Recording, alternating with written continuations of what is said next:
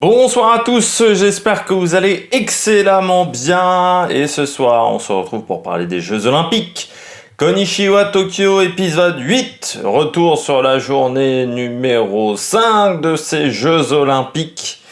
Journée numéro 5 qui, a été un petit peu compliquée. Alors certes il y a une médaille d'or, mais de l'autre côté on aurait pu s'attendre à mieux dans beaucoup d'autres disciplines, on parlera de ça dans le bilan des Bleus. On fera également un retour sur toutes les compétitions, les médailles, tout ce qui s'est passé aujourd'hui en dehors des Bleus dans d'autres compétitions. Et puis on regardera le programme de demain avec pas mal de belles choses du côté des Français et notamment le BMX qui débutera également demain. Il y aura des belles disciplines. N'hésitez pas à vous abonner à la chaîne, n'hésitez pas à réagir dans les commentaires, n'hésitez pas à mettre un pouce bleu, n'hésitez pas à partager la vidéo. Je pense que cette vidéo-là va être un petit peu plus courte que les autres, tout simplement parce que j'ai moins de choses à dire dans beaucoup de disciplines. Et je vous rappelle, les gars, enfin je vous le dis, j'ai pas tout vu aujourd'hui. J'ai pas tout vu, j'ai vu moins de compétitions que les jours précédents parce que j'ai dû faire d'autres choses à côté, donc voilà, j'ai pas pu tout regarder aujourd'hui. On commence par le bilan des Bleus. Un titre, ce soir, un nouveau titre, c'est en aviron en 2-2 couple, poids normal, pas poids léger, avec Mathieu Androdias et Hugo Boucheron, qui ont juste été très forts dans leur finale. Face aux Néerlandais, il fallait battre ces Néerlandais, c'était pas si facile que ça. Il y a eu une belle opposition avec un record olympique à la clé, en plus, pour les Français, en 6 minutes 0,53 pour faire 2000 mètres en aviron. Je peux vous dire que c'est sacrément costaud à deux. Ce qui est fort avec cette équipe, c'est que ce sont des mecs qu'on attendait et qu'ils ont répondu présent. Ça fait du bien également à l'aviron, qui a été un pourvoyeur de médailles pendant de nombreuses années et qui ces derniers temps était un petit peu en difficulté, comme l'escrime. Et ça fait du bien de revoir ces deux sports retrouver des couleurs un petit peu du côté de l'équipe de France. C'est intéressant aussi parce que l'aviron, c'est vraiment un sport qui n'existe, je dirais, aux yeux des gens que grâce aux Jeux Olympiques. C'est-à-dire que les gens s'intéressent pas énormément alors que ces mecs-là sont absolument pas professionnels. C'est une discipline qui est extrêmement compliquée. Il faut savoir que l'aviron, c'est le deuxième sport le plus consommateur de calories avec le ski de fond. C'est des disciplines où on atteint des niveaux d'épuisement qui sont assez exceptionnels. Des dettes d'oxygène qui, à côté du cyclisme, ce n'est rien. C'est vraiment des disciplines très dures pour au final une médiatisation qui est proche du néant en temps normal. Faut savoir qu'un mec qui fait de l'aviron par jour, c'est entre 7000 et 7500 kilocalories par jour de bouffe. Un cycliste, une grosse journée de montagne, une journée à plus de 5000 mètres, c'est à peu près 5000 kilocalories. Donc c'est 2500 de plus qu'une grosse journée de cyclisme. C'est pour vous dire quand même l'effort que pratiquent ces mecs-là pour quasiment pas un rond, parce qu'ils gagnent rien en compétition. Donc voilà, c'est beau de voir ça et de voir ces mecs-là gagner, surtout qu'en France, on n'a pas forcément, comme en Grande-Bretagne ou dans les pays anglo-saxons, ou dans les pays de l'Est, les anciens pays communistes, une grande admiration pour les mecs qui font de l'aviron. Mais je peux vous dire que pourtant, ce sont des sacrés mecs et des sacrées performances. Malgré tout, aujourd'hui, des déceptions. Pour moi, il y a 2 déceptions. C'est le basket 3-3. Parce qu'on termine à la place des cons, comme dirait un navigateur du Vendée Globe. Finir 4e, c'est quand même la place du con. Comme dirait Jean Le Cam, voilà, le navigateur du Vendée Globe. C'est la place du con, quoi. 4e. Surtout qu'il y avait vraiment moyen on est un peu sorti de notre match en demi-finale, mais face à la Chine, il y avait moyen de faire beaucoup mieux. On prend beaucoup trop de fautes d'entrée. On se retrouve à avoir un écart de points. On est presque à 2 doigts de revenir dans le match, puis on fait des erreurs. Notamment cette dernière balle qui laissera vraiment un goût amer. Ce tournoi, de toute manière, il a été quand même difficile. Je dirais que le mot qui qualifie quand même cette équipe, c'est alternatif. On a été sur courant alternatif pendant toute la compétition. ce qui est très frustrant. Mais on reviendra sur cette équipe de France quand on parlera du basket 3-3. Il y a eu aussi les déceptions du judo aujourd'hui, pas de médaille, le tir à l'arc avec Jean-Charles Valadon éliminé.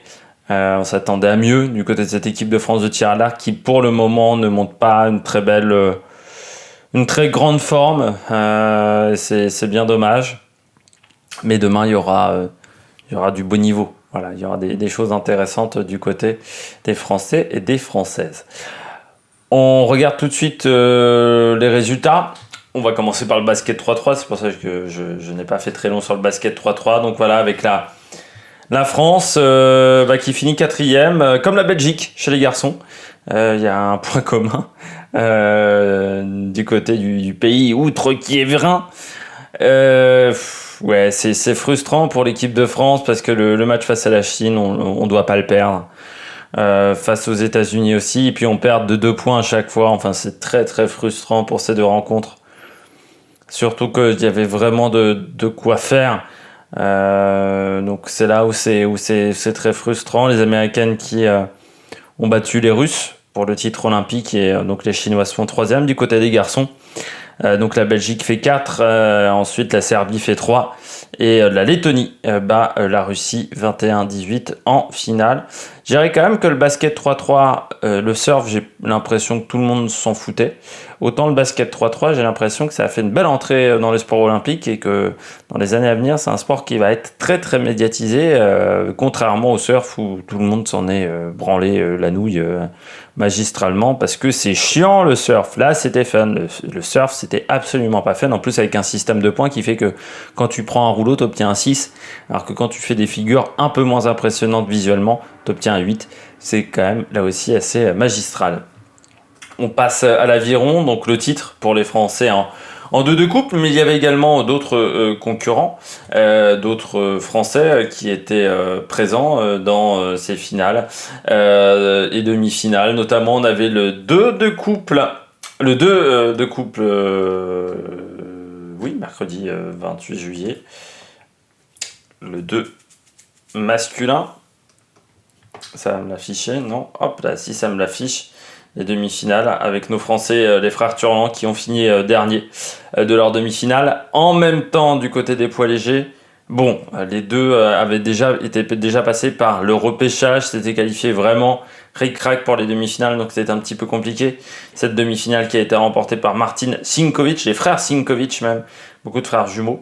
Dans la première demi-finale, c'était les Roumains qui s'étaient imposés, les Roumains quand même qui font partie des favoris pour cette finale. On avait également une finale B en 4 de couple. Bon, la finale où la France a pris la 3e place, là aussi, on s'était qualifié ric-rac pour les demi-finales. Pas vraiment de surprise, ce qui fait qu'on finit donc 9e de cette compétition de 4 de couple. Et puis, on avait également du 2 de couple féminin avec la finale B, là encore. On finit 8e de la compétition avec Hélène Lefebvre et Elodie Ravera Scaramodino qui ont fini 2e à rien des Australiennes Amanda Bettman et Tara Rainey.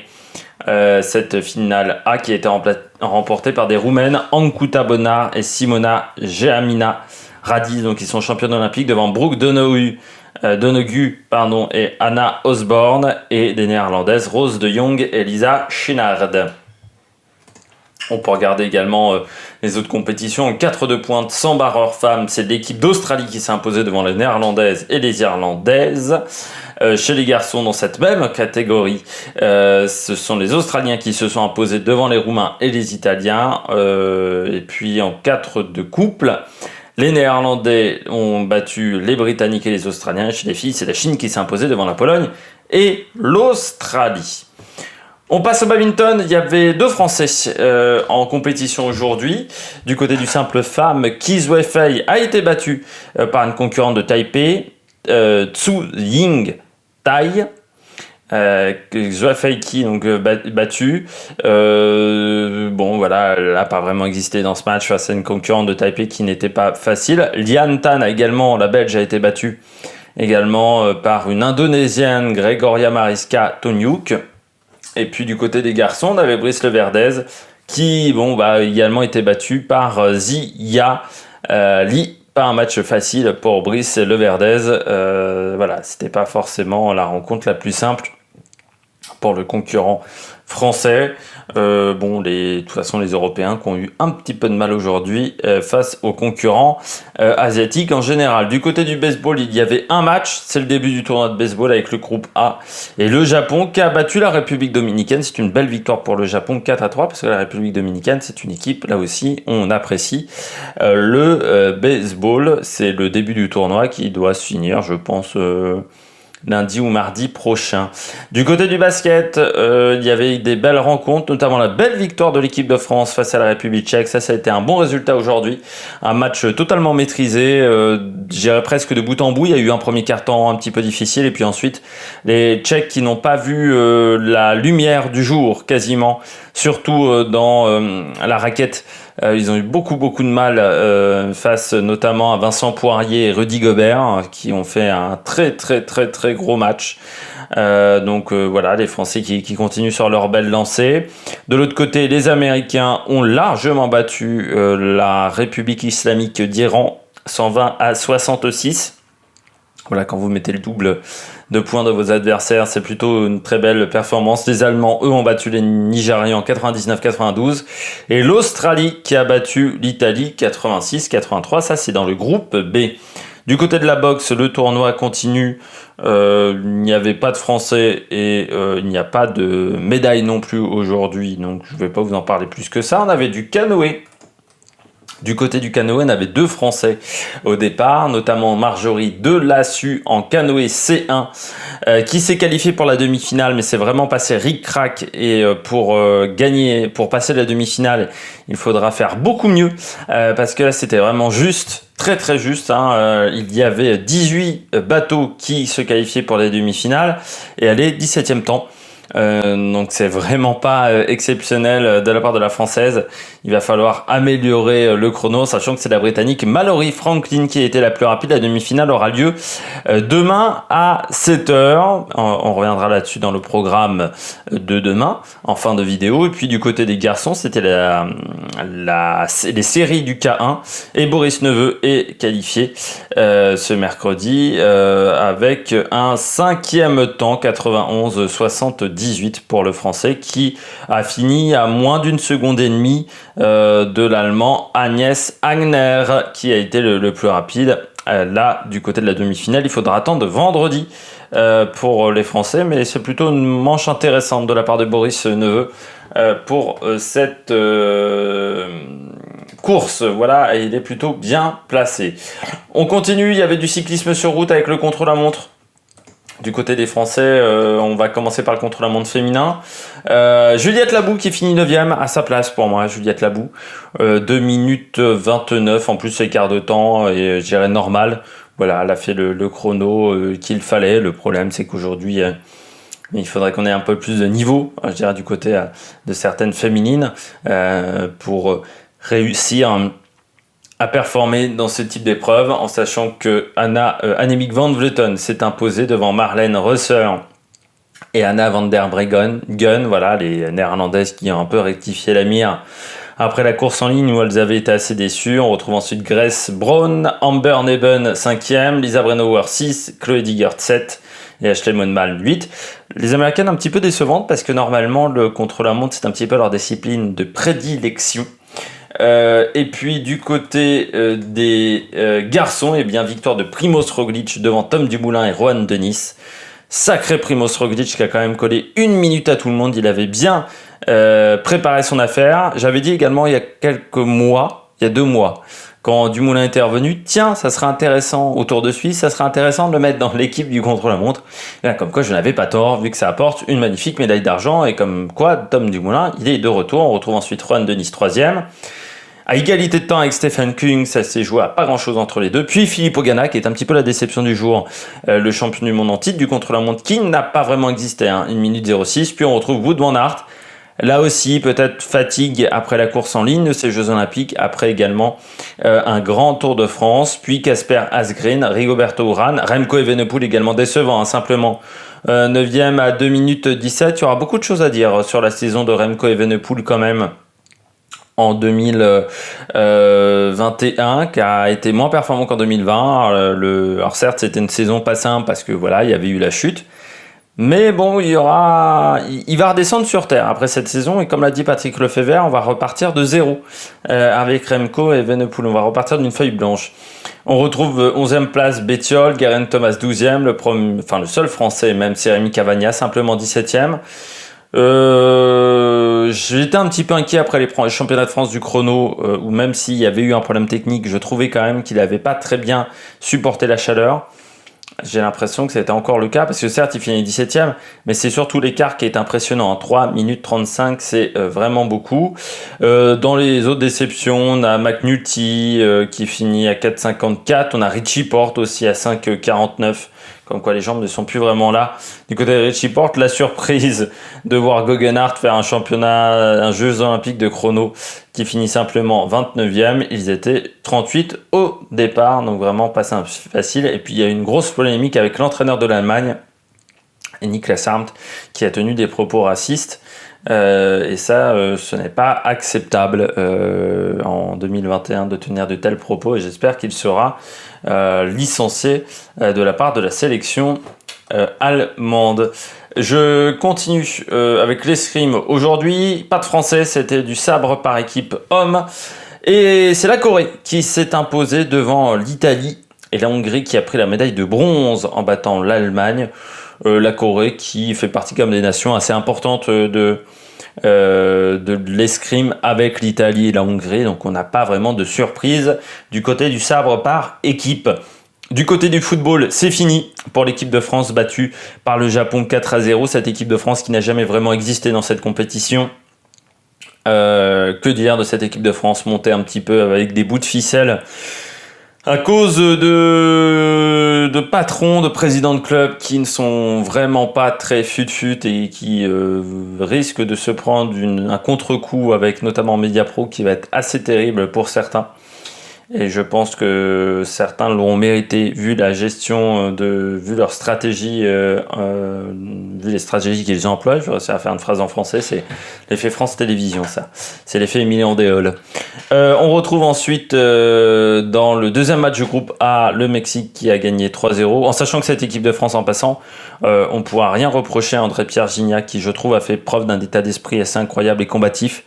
Florian Thauvin, par contre, n'a pas été vraiment au niveau physiquement et il n'a pas apporté énormément de choses à cette équipe de France. Et puis défensivement, on a été nulle part, notamment avec Clément Michelin, qui, dans les buts qu'on a encaissés, il y en a quelques-uns qui sont de sa responsabilité et qui n'a vraiment pas bien joué. Donc le Mexique, dans le même groupe que la France, a battu l'Afrique du Sud, donc le Mexique et le Japon qui sont qualifiés. On a eu un match nul entre l'Espagne et l'Argentine, l'Espagne qui passe mais c'était ric-rac quand même. L'Égypte a battu l'Australie 2-0. Et puis la Roumanie a fait match nul avec la Nouvelle-Zélande. La République de Corée a battu le Honduras 6-0. Le Brésil a gagné face à l'Arabie Saoudite 3-1. Et la Côte d'Ivoire et l'Allemagne ont fait match nul 1 partout. Du côté, je pourrais même, comme je suis gentil et que je vois que j'ai un petit peu de temps, on va faire les classements au football. Parce que voilà, je vous ai dit, donc la France est éliminée. Ça, c'est les groupes féminins. Parce que avec simplement 3 points. Dans le groupe B, c'est la Corée du Sud et la Nouvelle-Zélande qui vont passer. Je vois pas grand-chose face à la Roumanie. Dans le groupe C, l'Espagne et l'Égypte sont qualifiés. Et dans le groupe D, c'est le Brésil et la Côte d'Ivoire. Donc comme quoi, au niveau des équipes européennes, il ne nous reste plus que l'Espagne. Après cette phase de tournoi, là aussi, il faudra réfléchir à pourquoi les Européens n'ont pas réussi à être performants dans cette compétition. Du côté de la gymnastique artistique, c'était le concours homme, le concours général homme, et c'est Daiki Hashimoto qui s'impose devant le chinois Ruoteng Xiao et le russe Nikita Nagorny qui est un petit peu une légende de la gymnastique, en sachant que Simone Biles ne fera pas le concours général. Je vous avais parlé hier de Simone Biles qui a dit qu'elle avait des démons dans la tête qu'elle devait régler. C'est quand même assez inquiétant, même avant les finales individuelles, parce que c'est vrai que depuis le début de la compétition, elle n'est pas dans son assiette, elle n'a pas proposé des mouvements parfaitement clean. Voilà, c'était pas propre la gymnastique qu'elle nous fait depuis le début de la compétition, mais une compétition de gymnastique où il n'y aurait pas Simone Biles serait également un échec pour la gymnastique. Donc il va falloir réussir à ce qu'elle concourt, parce que ça serait vraiment extrêmement triste pour elle, mais également pour la gymnastique. Du côté de l'haltérophilie, on avait la catégorie des moins de 73 kg chez les hommes, et c'est un Chinois qui s'est imposé, Ziyong Shi, devant un Vénézuélien, Julio Ruben Mayora Pernia, et un Indonésien, Erwin Abdullah Ramat, ou Ramat Erwin Abdullah, c'est plutôt dans ce sens-là. On va y arriver. Du côté du handball, la France qui s'est imposée. Match assez tendu face à l'Allemagne. Alors, c'est pas que l'Allemagne nous a posé énormément de difficultés, c'est juste qu'on a eu 2 gros coups de mou. Ça a duré à peu près 6-7 minutes dans le match, où on s'est fait revenir, parce que les 2 fois on avait 3 buts d'avance, et puis on s'est fait remonter sur ces 2 occasions-là. On a même été mené à un moment par l'Allemagne, mais on a bien réagi. C'est, je pense, un match très important pour cette équipe de France, qui a été mise en difficulté, mais qui a réussi qui s'est retrouvé en difficulté, qui a réussi à rebondir dans cette rencontre. Donc voilà, c'est un match qui peut être vraiment fédérateur et formateur pour cette équipe de France.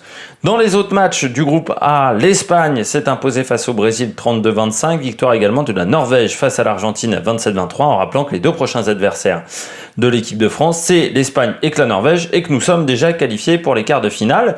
Dans le groupe B, victoire de l'Égypte sur le Japon 33-29, la Suède a battu le Portugal encore une fois sur le buzzer 29-28, et puis le Danemark s'est facilement imposé face au Bahreïn, le Danemark qui est quand même va être sacrément difficile à battre. Du côté du hockey, c'était les éliminatoires femmes. Il y avait un seul match pour les garçons, 2 matchs pour les garçons. Et du côté des filles, victoire des Pays-Bas sur l'Afrique du Sud 5-0, victoire de l'Espagne sur la Nouvelle-Zélande 2-1.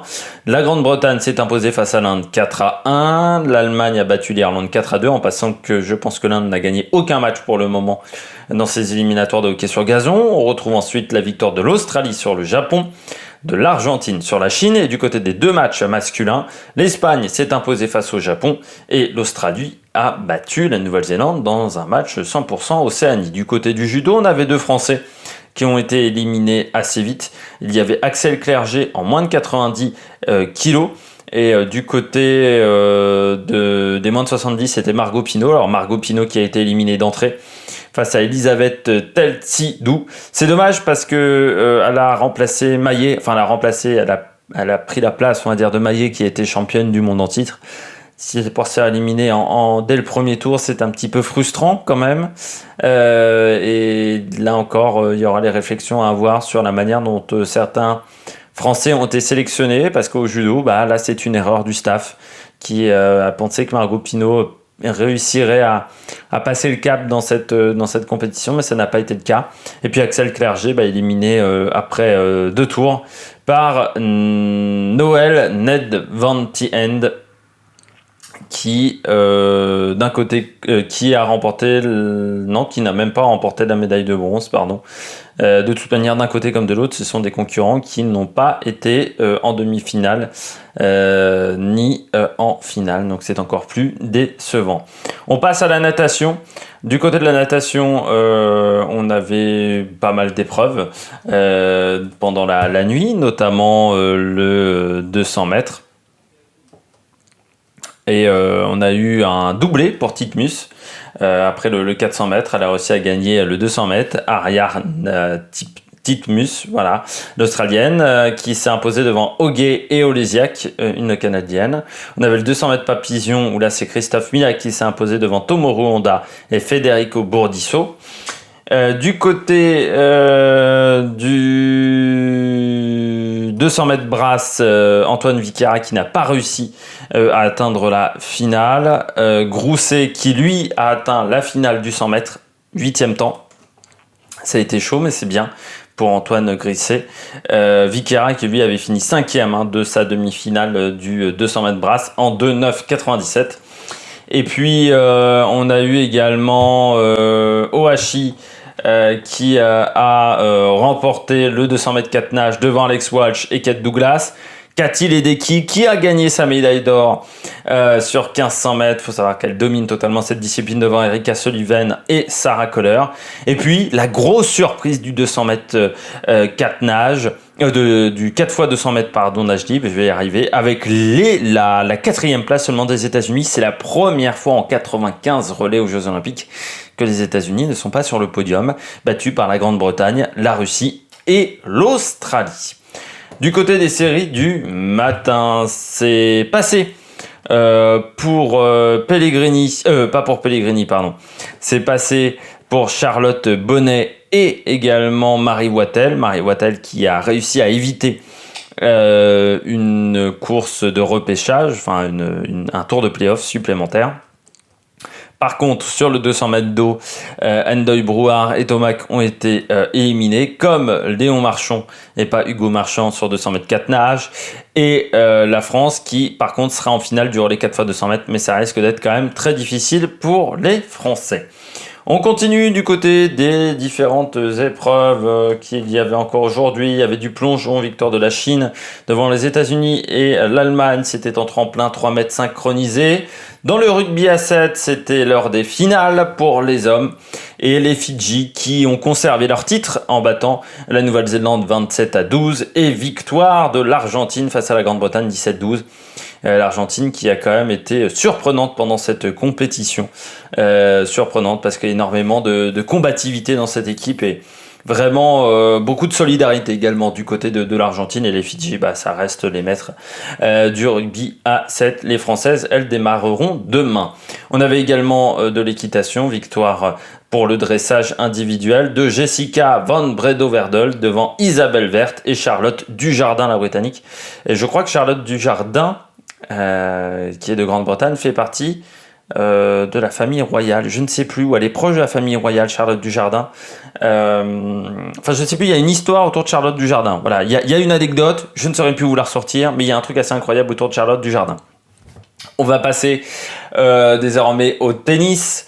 Fonini éliminé au 3e tour par Medvedev. Bencic a battu Pavlyuchenkova aussi en 3-7. Djokovic est passé facilement face à Davidovich Fokina. Qui on a eu en simple. Svitolina est passé. Nishikori, Zverev également sont passés.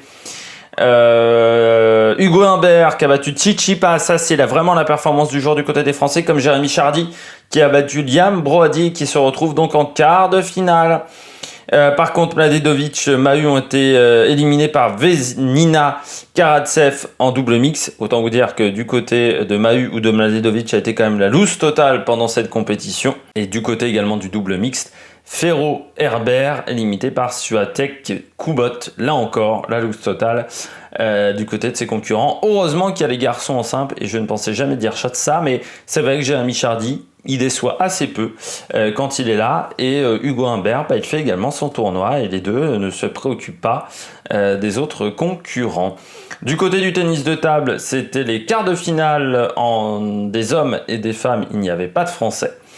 Pas de surprise, les Asiatiques ont battu les Européens.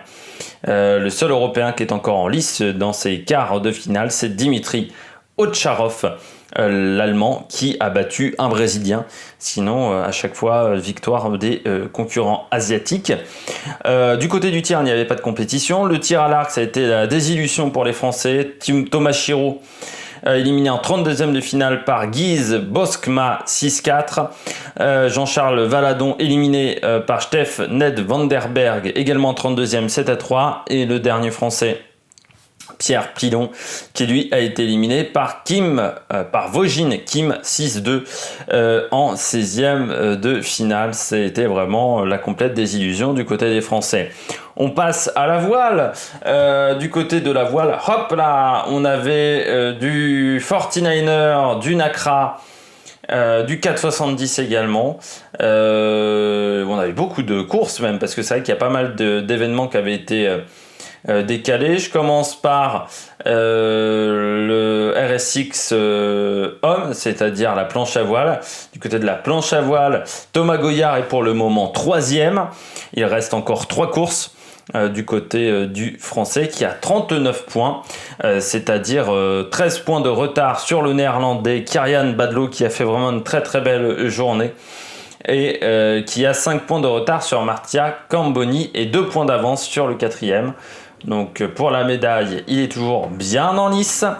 On continue avec le RSX féminin où là on a Charline Picon qui défend son titre. Et du côté de Charline Picon, journée un petit peu plus compliquée aujourd'hui avec la 3e place pour le moment, mais elle n'a que 3 points de retard sur Emma Wilson et Lou Junju. Là encore, il reste 3 courses pour les concurrentes, sachant que le podium est déjà déterminé, on va dire, entre ces 3 concurrentes-là, car la 4e, Marta Maghetti, a déjà 14 points de retard sur Charline Picon, donc ça va être dur de rattraper cet écart-là. On avait du 49er féminin, avec 2 Françaises également. Du côté du 49er, c'est Lily Sebezi, Alban Dupois, ça s'est un peu mieux passé aujourd'hui, mais elles sont 9e de la compétition avec 29 points et elles ont déjà 12 points de retard sur les 3e qui est une paire néerlandaise. Enfin, il y a 2 3e pour le moment, une paire espagnole, une paire néerlandaise, en sachant que Charlotte Dobson et Saskia Tidey ont réalisé vraiment encore une très très belle journée. Elles ont simplement 8 points après 5 courses, c'est très très bien pour ces concurrentes-là. En 4,70, il y a eu 2 courses. Et en 4,70, Camille Lecointre et Aloïse Retornaz sont pour le moment 2e de la compétition avec 5 points. Elles ont 3 points de retard sur les néerlandaises qui ont fait un sans faute, 2 victoires en 2 courses. Donc voilà, mais là encore, les Françaises ont déjà 8 points d'avance sur la 4e place. Donc c'est vraiment pas mal pour la course à la médaille. En accra mixte, nouvelle compétition, bien là aussi, nos Français Quentin Delapierre et Manon Audinet sont pour le moment 6e. Très mauvais départ avec une 18e place en course 1. Par contre, en course 2 et course 3, ils ont vraiment bien rectifié le tir. Et pour le moment, ils sont à 1 point de la 3e place et à 2 points de la 2e place. C'est un petit peu plus compliqué pour la place de tête, car Tita Ruggiero et Katarina Banti ont remporté 2 courses et fait une 3e place. Autant vous dire que c'était plutôt une excellente journée pour eux. Et en 4,70 féminin, ça je crois que j'en ai pas parlé encore. Si, pardon, je viens de le dire. Hop là, ça c'est le début de la fin, comme on dit. Bah voilà, je crois que j'ai fait toutes les compétitions du jour en voile. Voilà, on avait également encore du volleyball avec la France qui a perdu face à l'Argentine 3-2. Match après disputé, c'est dommage. Du côté des autres résultats, Brésil-Russie est encore en train de se jouer, ou c'est vient peut-être de se finir, mais pour l'instant je n'ai pas le résultat. Par contre, on a la victoire de la Corée face au Kenya du côté des filles. Le Canada a battu l'Iran du côté des garçons, victoire également des États-Unis sur la Tunisie 3-1 et victoire de la Pologne sur le Venezuela 3-1, comme de l'Italie sur le Japon également sur le même score. Du côté du volleyball de plage, toujours les tours préliminaires. Du côté du water-polo, toujours tour préliminaire du côté des filles. La Hongrie s'est imposée face aux États-Unis 10-9, victoire du Canada sur l'Afrique du Sud 21-1.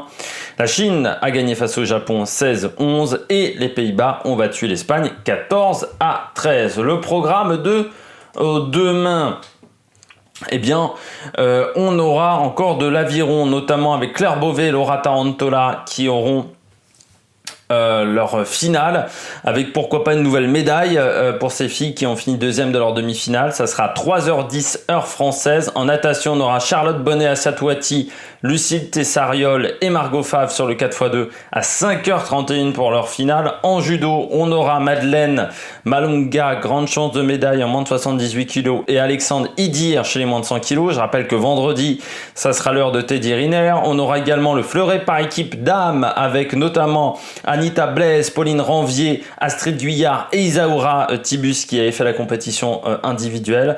Il y aura envie de revanche pour Isaura Tibus avec un premier tour face au Canada à 3h50, une demi qui pourra avoir lieu à 6h55 et une finale pour la médaille d'or qui aura lieu à 12h55 si elles arrivent jusqu'en finale pour la médaille d'or. En canoë slalom, on aura la demi-finale de Marjorie Delassus, ça sera à 7h, finale possible à 8h55 si elle se qualifie. En gymnastique artistique, 12h50 pour le début du concours général, avec notamment Mélanie Desrezus, Dos Santos et Caroline Eduy.